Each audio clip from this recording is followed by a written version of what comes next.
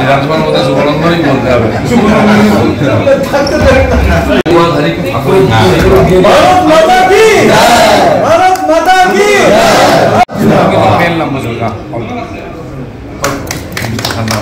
দিলীপ ঘোষের সঙ্গে শুভেন্দু অধিকারীর দোস্তি, কোন নয়া সমীকরণের গন্ধ পাওয়া যাচ্ছে? কোন বড় পথ পেলেন দিলীপ ঘোষ, যার জন্য শুভেন্দু অধিকারীকে শেষমেশ বন্ধুত্বের হাত বাড়াতেই হলো? নমস্কার, দ্য পাবলিক পোল ব্রেকিং নিউজে আপনাদের সকলকে স্বাগত। আজকে ভিডিও শুরুর আগে যে ভিডিওটা আপনারা দেখলেন, সেই ভিডিওটা দেখে কিন্তু একেবারে চমকে যাওয়ার কথা বা আটকে ওঠার কথা। আবার অন্যদিকে বিজেপির যারা কর্মী সমর্থকরা রয়েছেন, একেবারে গ্রাস রুট লেভেল থেকে ওপরতলা পর্যন্ত সকলেই কিন্তু খুশি হয়েছেন। তার কারণ প্রত্যেকটা বিজেপি কর্মী কিন্তু এই দিনটার অপেক্ষায় ছিল যে ত্রিমূর্তি অর্থাৎ শুভেন্দু অধিকারী, দিলীপ ঘোষ আর সুকান্ত মজুমদার কবে হাত মিলিয়ে একসঙ্গে বাংলায় লড়াইটা লড়বেন, রাজনৈতিক লড়াই। তবে হ্যাঁ, এখনো পর্যন্ত ত্রিমূর্তি তো হওয়া সম্ভব হলো না, তবে দুজন মহারথীর হাত এক হচ্ছে সেটা বোঝাই গেল। উপলক্ষ ছিল কি? দিলীপ ঘোষের জন্মদিন, আর সেখানে আমন্ত্রণ জানানো হলো এই উপলক্ষে তাকে বিধানসভায়। আবার কে আমন্ত্রণ জানালো? রাজ্যের বিরোধী দলনেতা শুভেন্দু অধিকারী, তিনি এই আমন্ত্রণ জানিয়েছেন, আর তার আমন্ত্রণ পেয়ে ছুটে এলেন দিলীপ ঘোষ। এমন কি ম্যাজিক হয়েছে যে দুদিন আগেও আমরা দেখেছি যে সোশ্যাল মিডিয়ায় বলুন কিংবা প্রকাশ্যে মিডিয়ার সামনে একে অপরের নাম না নিয়ে রীতিমতো একে অপরকে কটাক্ষ করা হচ্ছিল। অনেকে আবার বলছিলেন, রাজনৈতিক যে মহলের একাংশ, যে রীতিমতো শুভেন্দু অধিকারীকে কোণঠাসা করছেন দিলীপ ঘোষ এবং সুকান্ত মজুমদার, এবং শুভেন্দু অধিকারীও তাদের থেকে দূরত্ব মেনটেন করে চলছেন। কিন্তু কেন? সেই উত্তর তো সে সময় পাওয়া যায়নি। হ্যাঁ, অনেক আমরা ইকুয়েশন ধরেছি, এটা হতে পারে, ওটা হতে পারে। রাজনৈতিক মহলের ব্যক্তিত্বরা বা একাংশ রীতিমতো এই ঘটনার নিন্দা করছিল। তবে যে ছবি, এবার যে ভিডিও সামনে আসলো, সেটা কিন্তু রীতিমতো রাজনৈতিক মহলে একেবারে বলা যেতে পারে যে আলোচনার কেন্দ্রবিন্দুতে চলে আসলো, যে শুভেন্দু অধিকারী আমন্ত্রণ জানালেন দিলীপ ঘোষকে, আর দিলীপ ঘোষ এই আমন্ত্রণ পেয়ে ছুটে এলেন। থেকে বড় কথা ভিউয়ার্স, আপনাদেরকে জানিয়ে রাখি যে বিধানসভায় কি পরিস্থিতি হতো জানেন? যখনই শুভেন্দু অধিকারী জানতে পারতেন যে দিলীপ ঘোষ এসেছেন বিধানসভা চত্বরে, তিনি শতাং করে বেরিয়ে যেতেন বিধানসভা থেকে। আবার অন্যদিকে দিলীপ ঘোষ যখনই আসতেন বিধানসভায়, কখনোই তার ছায়া পর্যন্ত পৌঁছতো না শুভেন্দু অধিকারীর ঘরের দিকে। তিনি কিন্তু বিধায়কদের সঙ্গে দেখা করতেন, নিজের কাজ সারতেন, আর তিনি কিন্তু বেরিয়ে যেতেন বিধানসভা থেকে। তবে এবার আমন্ত্রণ আর রীতিমতো ঘটা করে জন্মদিন পালন, অন্য বিধায়করা, বিজেপির বিধায়করা রয়েছেন, অগ্নিমিত্রা পল রয়েছেন, সেখানে রীতিমতো ফুল দিয়ে, ফুলের তোড়া দিয়ে তাকে জন্মদিনের শুভেচ্ছা জানিয়ে হাসি মজা মিষ্টি মুখ খাওয়ানো। শুভেন্দু অধিকারী নিজে মিষ্টি তুলে দিচ্ছেন দিলীপ ঘোষের মুখে। মানে এই ছবির যেন কল্পনাও করা যাচ্ছিল না এক মাস আগে। মানে এটা ঘটতে পারে আদৌ? মানে বিশ্বাস হচ্ছে না। তো যে ভিডিওটায় বিশ্বাস হচ্ছে না বা ছবি উঠে আসছে বিশ্বাস হচ্ছে না, সেটা চলুন একবার একসঙ্গে আমরা দেখে নিই যে কি হয়েছিল। যে ভিডিওটা আপনারা আগে দেখলেন, চলুন দেখি একসঙ্গে।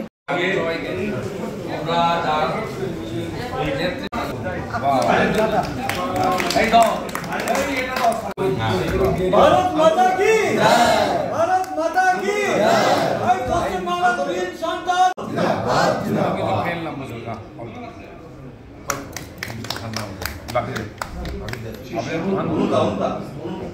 দেখলেন ভিডিওটা? রীতিমতো চমকে যাওয়ার সেই ভিডিও, এবং দেখা গেল যে দিলীপ ঘোষও কিন্তু যথেষ্ট খোশ মেজাজে রয়েছেন। শুধু তাই নয়, এই যখনই তার বার্থডে সেলিব্রেট করা হলো, মানে জন্মদিন পালন করা হলো, তারপরে সংবাদ মাধ্যমের সামনেও এসেছেন। তিনি কিন্তু তার বক্তব্যও রেখেছেন। কি বলেছেন দিলীপ ঘোষ, চলুন শোনা যাক। আজ আমাদের পার্টির বিধানসভার নেতা মাননীয় শুভেন্দু আমাকে আমন্ত্রণ করেছিলেন জন্মদিন জেনে। আজই হলো জন্মদিনে মিষ্টি খাওয়া হলো, সবার সঙ্গে দেখা সাক্ষাৎ হয়ে গেল, শুভেচ্ছা বিনিময় হলো। আপনাদেরকেও শুভেচ্ছা। শুনলেন আপনারা? রীতিমতো দিলীপ ঘোষ স্পষ্ট জানালেন যে শুভেন্দুদা আমন্ত্রণ জানিয়েছেন তাই আমি এলাম। মানে ডাল মে কুছ কালা হয়, এটা কিন্তু আর বলার অপেক্ষা রাখে না, কারণ রাজনৈতিক মহলের ব্যক্তিত্বটা কিন্তু এই মুহূর্তে এটা নিয়ে রীতিমতো আলোচনা শুরু করে দিয়েছে। আরেকটা জিনিস খুবই প্রাসঙ্গিক, যেটা বলা যেতে পারে খুবই গুরুত্বপূর্ণ, সেটা হচ্ছে কয়েকদিন আগে আমরা দেখেছি যে উত্তরবঙ্গকে বঞ্চিত করা হচ্ছে, এই নিয়ে সরব হয়েছিলেন বিজেপির বিধায়করা। রীতিমতো তারা কিন্তু এই বিষয় নিয়ে প্রতিবাদ জানিয়েছিলেন মমতা বন্দ্যোপাধ্যায়, যে উত্তরবঙ্গকে যা যা উত্তরবঙ্গের জন্য করছেন সবই লোক দেখানি, কিন্তু আসলে উত্তরবঙ্গের কিন্তু কোনো উন্নয়ন হচ্ছে না, এই বিষয় নিয়ে প্রতিবাদ জানিয়েছিলেন একই সুরে। এবং এটা কার জানিয়েছিলেন, কার নেতৃত্বে? শুভেন্দু অধিকারীর নেতৃত্বে কিন্তু এটা করা হয়েছিল। একই সুর শোনা গেল এবার দিলীপ ঘোষের গলাতেও। কি বলেছেন তিনি, চলুন শুনি। বঙ্গভঙ্গ বিরোধী বিল আসছে, প্রস্তাব। আমি জানি না যখন বঙ্গভঙ্গ হয়েছিল তার বিরুদ্ধে কি বিধানসভায় আলোচনা হয়েছিল, কিন্তু ঘুরিয়ে ফিরিয়ে একটা জিনিস প্রচার করা হচ্ছে, বিজেপি নাকি পশ্চিমবঙ্গকে ভাগ করতে চায়। আমি জানি না বিজেপি কোথায় কবে প্রস্তাব নিয়েছে, কোথায় প্রতিশ্রুতি দিয়েছে, কোথাও ম্যানিফেস্টো থেকে লিখেছে আমরা পশ্চিমবঙ্গকে ভাগ করতে চাই। আমরা আমাদের যিনি জন্মদাতা তিনি পশ্চিমবঙ্গে জন্ম দিয়েছেন ডক্টর শ্যামাপ্রসাদ মুখার্জি। যেন পশ্চিমবঙ্গের প্রতি আমাদের যে মমতা সেটা কারো চেয়ে কম নেই, বা আমাদের ভালোবাসা কিছু কম নেই। যারা এই বিভাজনের রাজনীতি করে ভোট নিতে চান, রাজনীতি করতে চান, তাদের সম্বন্ধে সাবধান থাকা উচিত। তারাই পশ্চিমবঙ্গ উন্নয়ন, তারাই উত্তরবঙ্গ উন্নয়ন মন্ত্রী করেছেন, উত্তরবঙ্গ উন্নয়নের আলাদা দপ্তর করেছেন, উত্তরায়ণ করেছেন, যেখানে কোনো অফিসার নেই, কর্মচারী নয়, খালি বোকা বানাবার জন্য উত্তরবাংলার মানুষকে।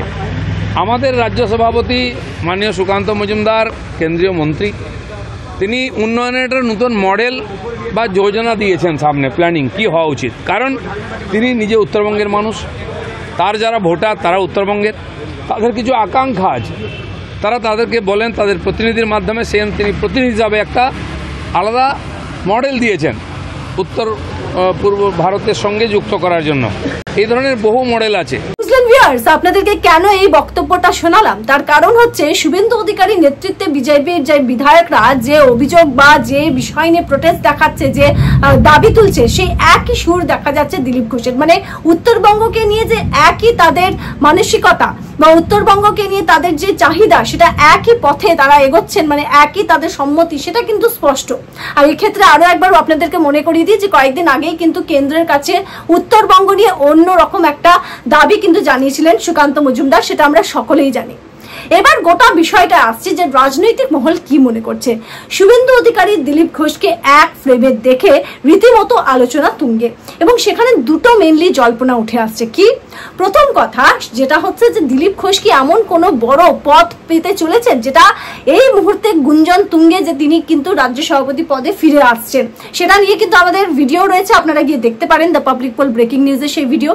আর তারপরে যে আরেকটা দিক আসছে সেটা হচ্ছে শুভেন্দু অধিকারী কি এবার নিজে রাজ্য সভাপতি হতে চলেছেন, তাই সকলের সঙ্গে সম্পর্কটা ঠিকঠাক করতে চাইছেন।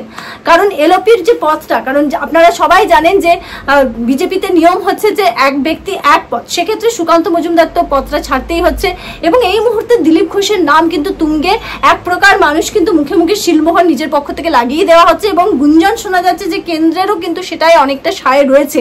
কয়েকদিন আগেই সাংসদরা বিজেপির দেখা করেছিলেন, এবং সেখানে কিন্তু নরেন্দ্র মোদী বলেছিলেন যে বিজেপির বাংলায় আচ্ছে দিন আসছে।